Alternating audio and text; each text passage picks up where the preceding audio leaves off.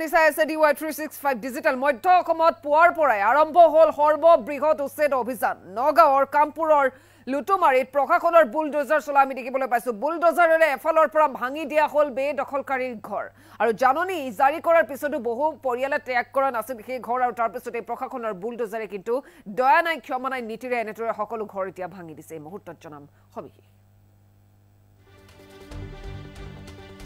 আৰু মধ্য অসমত পুৱাৰ পৰাই আসলতে দেখিবলৈ পোৱা গৈছে সৰ্ববৃহৎ উচ্ছেদ অভিযান আৰম্ভ হৈছে আৰু বুলডোজাৰেৰে সকলো ভাঙি দিয়া হৈছে নগাঁৱৰ কামপুৰৰ লুটুমাৰীত চলিল প্ৰশাসনৰ বুলডোজাৰ আৰু বুলডোজাৰেৰে এফালৰ পৰা ভাঙি দিয়া হ'ল বেদখলকাৰীৰ ঘৰ জাননী জাৰিৰ পিছতো বহু পৰিয়ালে ত্যাগ কৰা নাছিল বেদখলকৃত ভূমি আৰু কামপুৰৰ লুটুমাৰীত পুৱাৰে পৰা নগাঁও জিলা প্ৰশাসনৰ আমি তৎপৰতা দেখিবলৈ পাইছো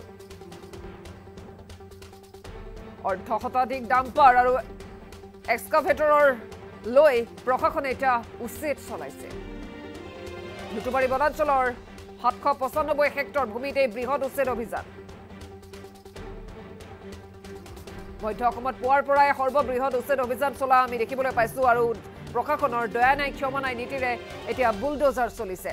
যিসকল লোকে চৰকাৰী ভূমি অবৈধভাৱে দখল কৰি ৰাখিছিল সেই সকলৰ ঘৰ এয়া দেখিবলৈ পাইছে ভাঙি দিয়া হৈছে বহু লোকে ত্যাগ কৰিছে নিজৰ বয় বস্তু বান্ধি অন্য স্থানলৈ বুলি ঢাপলি মেলিছে কিন্তু বহু লোকে আসলতে বিৰোধিতা কৰিছে তেওঁলোকে যাব বিচৰা নাই সেই স্থান ত্যাগ কৰি আৰু একাংশ এনেদৰে বিৰোধিতা কৰাও দেখিবলৈ পোৱা গৈছে কিন্তু প্ৰশাসনৰ বুলডোজাৰ ৰখা নাই বন্ধ হোৱা নাই দয়া নাই ক্ষমা নাই নীতিৰে প্ৰশাসনৰ বুলডোজাৰ চলিছে আৰু ইতিমধ্যে আসলতে জাননী প্ৰেৰণ কৰা হৈছিল আৰু জাননী প্ৰেৰণ কৰাৰ পিছতো বহু লোকে সেই স্থান ত্যাগ কৰা নাছিল বা যাব বিচৰা নাছিল কিন্তু সেই লোকৰ বাধা নেওচি এনেদৰে আৰক্ষীয়ে বুলডোজাৰ চলাইছে বুলডোজাৰ কোনো কাৰণতে বন্ধ নহয় সকলোৱে কান্দিছে তেওঁলোকে কৈছে আমি যাব নিবিচাৰো আমি ইয়াতে থাকিম কিন্তু কোনো কাৰণতে প্ৰশাসনৰ বুলডোজাৰ কিন্তু বন্ধ হোৱা নাই আৰু এয়া দেখিবলৈ পোৱা গৈছে মধ্য অসমৰ সৰ্ববৃহৎ উচ্ছেদ অভিযান পুৱাৰ পৰা আৰম্ভ হৈছে আৰু তাৰ পিছতে তীব্ৰ উত্তেজনাই বিৰাজ কৰিছে সেই অঞ্চল আমি দৃশ্যাংক দেখুৱাবলৈ চেষ্টা কৰিছো প্ৰশাসনৰ আৰক্ষীৰ বৃহৎ দল মুতায়ন কৰা হৈছে মধ্য অসমত পুৱাৰ ভাগতে সৰ্ববৃহৎ উচ্ছেদ অভিযান নগাঁৱৰ কামপুৰৰ লুটুমাৰীত চলিল প্ৰশাসনৰ বুলডোজাৰেৰে এফালৰ পৰা ভাঙি দিয়া হ'ল বেদখলকাৰীৰ ঘৰ জাননী জাৰিৰ পিছতো বহু পৰিয়ালে আসলতে বেদখলকৃত ভূমি ত্যাগ কৰা নাছিল কামপুৰৰ লুটুমাৰীত পুৱাৰে পৰা নগাঁও জিলা প্ৰশাসনৰ এই তৎপৰতা আমি দেখিবলৈ পাইছো অৰ্ধ শতাধিক ডাম্পাৰ এক্সকাভেটৰৰ সহায়ত এতিয়া উচ্ছেদ চলাইছে আৰু লুটুমাৰী বনাঞ্চলৰ 795 হেক্টৰ ভূমিত এই বৃহৎ উচ্ছেদ অভিযান চলা আমি দেখিবলৈ পাইছো মধ্য অসমত পুৱাৰ ভাগতে এয়া সৰ্ববৃহৎ প্ৰশাসনৰ অভিযান চলিছে মধ্য অসমত এনেদৰে এতিয়া প্ৰশাসনৰ বুলডোজাৰ কোনো কাৰণতে শান্ত নহয় বন্ধ নহয় আৰু যিসকল লোকে বাধা দিছে সেইসকলৰ বাধা নেওচি এনেদৰে প্ৰশাসনৰ বুলডোজাৰ কিন্তু চলিয়ে আছে আৰু দেখিবলৈ পোৱা গৈছে বহু লোকক আচলতে যেহেতু নিৰ্দেশ ইতিমধ্যে দিয়া হৈছিলে বহু লোকে ত্যাগ কৰিছে সেই ঘৰ সেই স্থান ত্যাগ কৰি অন্য স্থানলৈ বুলি ঢাপলি মেলিছে কিন্তু একাংশই বিৰোধিতা কৰিছে একাংশই যাব বিচৰা নাই তেওঁলোকে কৈছে আমি কলৈ যাম আমি ক'ত থাকিম আমি ইয়াৰ পৰা নাযাওঁ এনেধৰণৰ তেওঁলোকৰ বিৰোধিতা আমি দেখিবলৈ পাইছো কিন্তু তাৰ পিছতো প্ৰশাসন কিন্তু শান্ত হোৱা নাই বা প্ৰশাসনে দয়া নাই ক্ষমা নাই নীতিৰে বুলডোজাৰ চলাইছে আৰু এয়া আপোনালোকে স্পষ্টকৈ দেখিবলৈ পাইছে যিসকলৰ লোকৰ আচলতে ঘৰ এনেদৰে চৰকাৰী ভূমিত অবৈধভাৱে বনোৱা হৈছিলে বেদখল কৰি ৰখা হৈছিলে সেই ভূমিত থকা এই ঘৰসমূহ এনেদৰে এতিয়া সকলো তছনছ কৰি পেলাইছে সকলো ভাঙি পেলাইছে বুলডোজাৰে এফালৰ পৰা সকলো শেষ কৰি পেলাইছে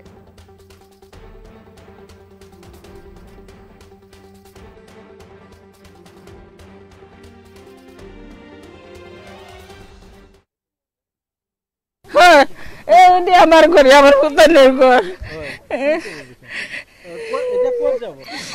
আমরা যাইবার জায়গা নাই আমরা একটু নিজে গেলি সরকারের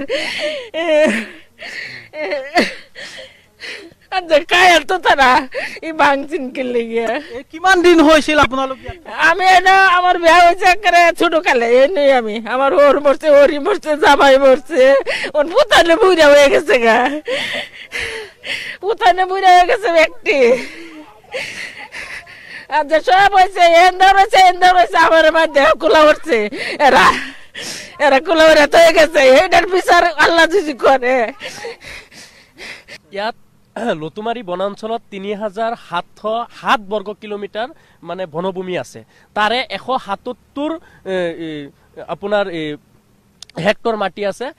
টুংগীয়া মাটি আৰু 2000ৰ অধিক মাটি আছে আপোনাৰ বেদখলত কিন্তু ইয়াত এটা কথা ঠিক এই মানুহখিনিক যেতিয়া উচ্ছেদৰ জাননী দিছে জাননী দিয়াৰ লগে লগে মানুহখিনি নিজৰ স্থান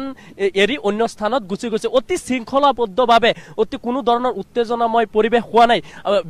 অন্য স্থানত যেনেকৈ উচ্ছেদ হয় তেনেকুৱা উচ্ছেদ ইয়াত হোৱা নাই কিন্তু এটা কথা এটা অতি দুখ আৰু পৰিতাপৰ বিষয় এই মানুহখিনিক উচ্ছেদৰ জাননী দিছে মানুহখিনি প্ৰকৃত ভাৰতীয়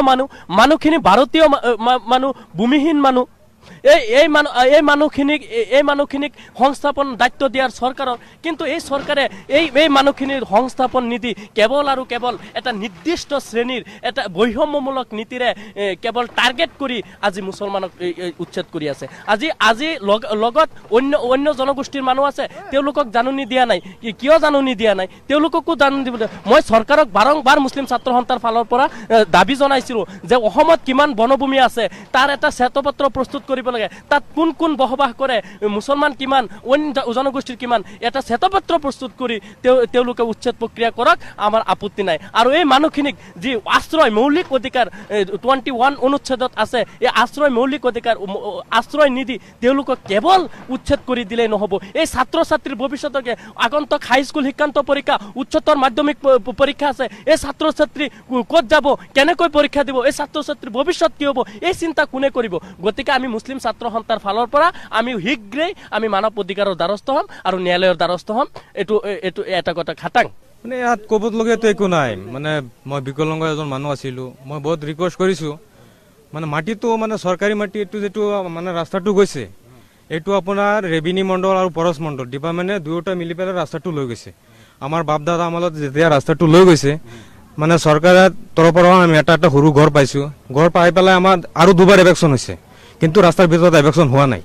আপোনালোকে চৰকাৰী ঘৰো পাইছে ইয়াত চৰকাৰী ঘৰো পাইছে আপোনাৰ বিজলী পানী আছে আপোনাৰ ৰেচন কাৰ্ড আছে সকলো সংস্থাপন আছে আজি ইয়াৰ আমাৰ 70 পৰা 80 বছৰ হৈছে আমাৰ দাদা গৈছে আমাৰ দেউতা গৈছে এইটো মাটি যিটো ৰাস্তাটো গৈছিলে মানে এইটো কাটি দি গৈছিলে তাৰ পিছত আমি এইটো আছো মানে ৰাস্তাটো আপোনাৰ সকলো ভিতৰৰ ফালে অলপ মাটি আছেই মানে পিছফালে অলপ পাট্টা আছে সেইটো কাৰণে আমাৰ এতিয়া কি ক'ব বিচাৰে আপুনি এতিয়া ক'বতো লগা একো নাই মানে আপোনাৰ যদি মাটি আপোনাৰ চৰকাৰে লৈছে এইটো আপোনাৰ ভাল কথা আমাক মানে জনাইছে মানে এইটো বাগান আণ্ডাৰৰ মাটি হয় বাগান আণ্ডাৰৰ যদি মাটি হয় এই তেখেতে যে এই গাছ কেইটা ভাঙিছে মানে এইটোতো মানে বাগানত আছে আপোনাৰ ইয়াত যিমান কেইটা গাছ আমি লগাইছো যদি আমাৰ ঘৰ ভাঙিছে আমাৰ বাগানত আমি গুচি যাম কিন্তু এই গাছ কেইটা ভাঙিব নালাগিছিলে এই গছ কেইটা ভাঙি পেলাই যিটো উচ্ছেদ হৈছে মানে এইটোতো মানে একদম ঘোৰ বিৰোধতা হৈছে মানে গছ কেইটা ভাঙিব নালাগিছিলে আপোনাৰ বাগান লগাইছে ইয়াত তামোল আছে হেৰি আছে কাঁঠাল আছে আপোনাৰ জাম আছে এই জলফাই আছে আপোনাৰ সকলো ধৰণৰ গাছ আছে ফলৰ তা আমাৰ এইটো যদি বাগানৰ আণ্ডাৰত লৈ যাব তে এনেই লৈ যাব পাৰিলে হয় এই গাছ কেইটা উচ্ছেদ কৰি পেলাই তেখেতে কি পালে আৰু আজি যেহেতু নগাঁও জিলাৰ কচুৱাৰ লতুমাৰী বনাঞ্চলত আজি উচ্ছেদ চলি আছে হয় বনাঞ্চলত উচ্ছেদ চলি আছে তাত আমাৰ চৰকাৰ প্ৰশাসনৰ প্ৰতি সমৰ্থন আছে কিন্তু তথাপিও দেখা যায় মানুহখিনি প্ৰায় যুগ বছৰ ধৰি এই বনাঞ্চলত মানুহখিনি বসবাস কৰি আছে এই মানুহখিনি সঁচাকৈ ভাৰতীয় নাগৰিক তেওঁলোকে ভূমিহীন মানুহ আৰু যিকেইজন ভূমিহীন মানুহ চৰকাৰে আমাৰ দৃষ্টিত তেওঁলোকক ভূমিৰ ব্যৱস্থা কৰি দিব লাগিছিল আগতীয়াকৈ আৰু বিশেষকৈ যিটো SSLC আৰু SS এক্সাম যে ৰুটিন দিছে অলৰেডি যিকেইজন ষ্টুডেণ্টে ইয়াৰ এক্সাম দিবলৈ প্ৰিপেয়াৰেশ্যন হৈছে তেওঁলোকৰ ভৱিষ্যতৰ কথা চৰকাৰে কি ব্যৱস্থা কৰিলে সেই ক্ষেত্ৰত অত্যন্ত দুখ লগা দৃশ্য যে ছাত্ৰ ছাত্ৰী দেখা পালোঁ যে অনাগত দিনত যে আৰু মাত্ৰ ডেৰ মাহ সময় আছে মাত্ৰ ষ্টুডেণ্টৰ হাতত এই গুৰুত্বপূৰ্ণ সময়খিনিত যে তেওঁলোকে উচ্ছেদ চলাইছে তেওঁলোকে হয়তো ইয়াৰ এক্সামৰ পিছতো এই উচ্ছেদটো চলাব পাৰিলে হয় এই ক্ষেত্ৰত চৰকাৰে ৰাইজত সময়খিনি ষ্টুডেণ্টক দিব লাগিছিল অত্যন্ত দুখ লগা দৃশ্য আৰু সঁচাকৈ যিকেইজন ভূমিহীন মানুহ এই ভূমিহীন মানুহখিনিক আগতীয়াকৈ তেওঁলোকৰ যিটো বাসস্থান বা কমচে কম 1 কটা মাটি হ'লেও চৰকাৰে আগতীয়াকৈ থকাৰ ব্যৱস্থা কৰি দিব লাগিছিল চৰকাৰে আৰু দেখা যায় বিশেষকৈ বৈষম্যমূলক নীতিৰে উচ্ছেদ চলাইছে আমাৰ ৰাইজৰ যথেষ্ট অভিযোগ আছে ক'ৰবাত দেখা পালোঁ লগত কোনোবা ধৰ্মৰ মানুহক নোটিছ দিয়া নাই আৰু লগত কোনোবা ধৰ্মৰ মানুহক নোটিছ দিছে এই ক্ষেত্ৰতো একেবাৰে বৈষম্যমূলক হৈছে